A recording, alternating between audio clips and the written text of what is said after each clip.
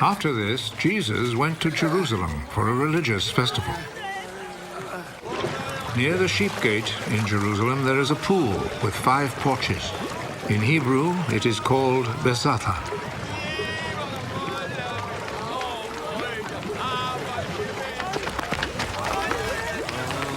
A large crowd of sick people were lying on the porches: the blind, the lame, and the paralyzed.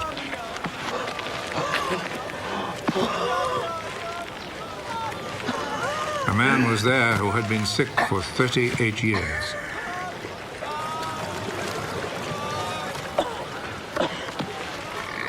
Jesus saw him lying there, and he knew that the man had been sick for such a long time.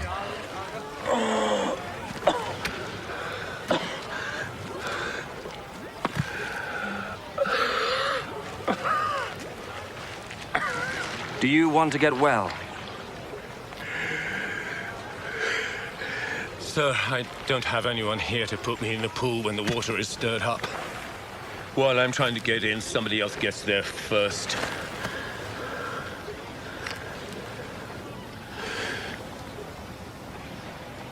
Get up.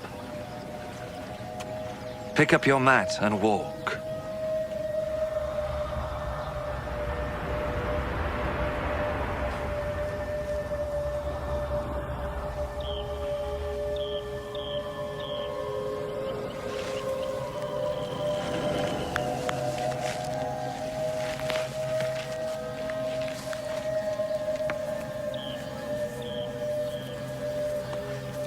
Immediately, the man got well.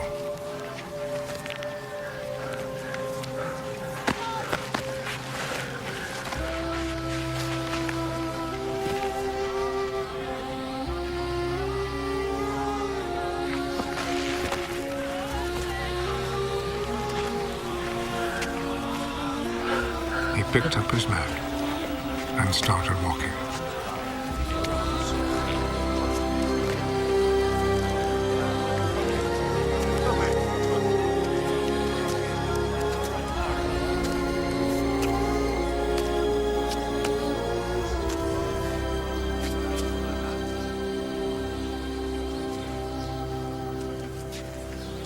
The day this happened was a Sabbath, so the Jewish authorities told the man who had been healed, "This is a Sabbath, and it is against our law for you to carry your mat." The man who made me well told me to pick up my mat and walk. Who is the man who told you to do this?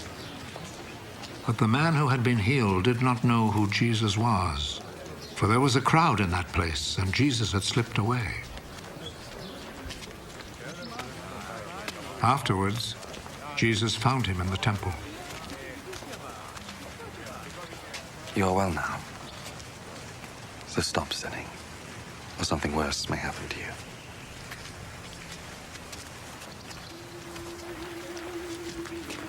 Then the man left and told the Jewish authorities that it was Jesus who had healed him.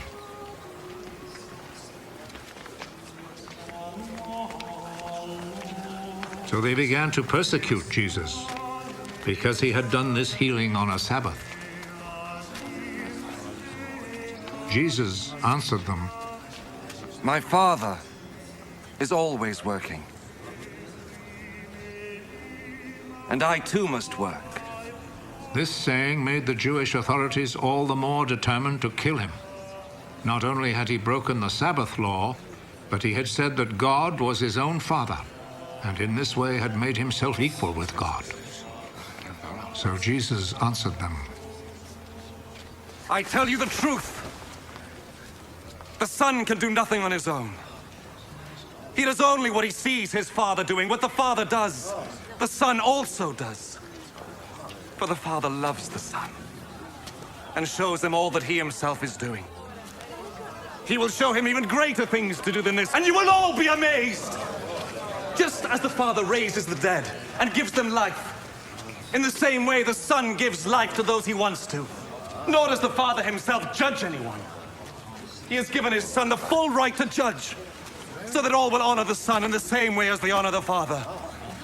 Whoever does not honor the Son does not honor the Father who sent him. I am telling you the truth. Those who hear my words and believe in him who sent me have eternal life. They will not be judged, but have already passed from death to life. I am telling you the truth. The time is coming. The time has already come when the dead will hear the voice of the Son of God. And those who hear it will come to life. Just as the Father is himself the source of life, in the same way he has made his Son to be the source of life. And he has given the Son the right to judge because he is the Son of Man. Do not be surprised at this. The time is coming when all the dead will hear his voice and come out of their graves. Those who have done good will rise and live. And those who have done evil will rise and be condemned. I can do nothing on my own authority. I judge only as God tells me, so my judgment is right. Because I am not trying to do what I want, but only what he who sent me wants. If I testify on my own behalf, what I say is not to be accepted as real proof. But there is someone else who testifies on my behalf. And I know that what he says about me is true. John is the one to whom you sent your messengers. And he spoke on behalf of the truth. It is not that I must have a human witness. I say this only in order that you may be saved. John was like a lamp, burning and shining. And you were willing for a while to enjoy his light. But I have a witness on my behalf, which is even greater than the witness that John gave. What I do, that is the deeds my Father gave me to do.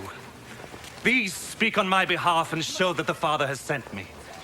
And the Father who sent me also testifies on my behalf. You have never heard his voice or seen his face. And you do not keep his message in your hearts, for you do not believe in the one whom he sent.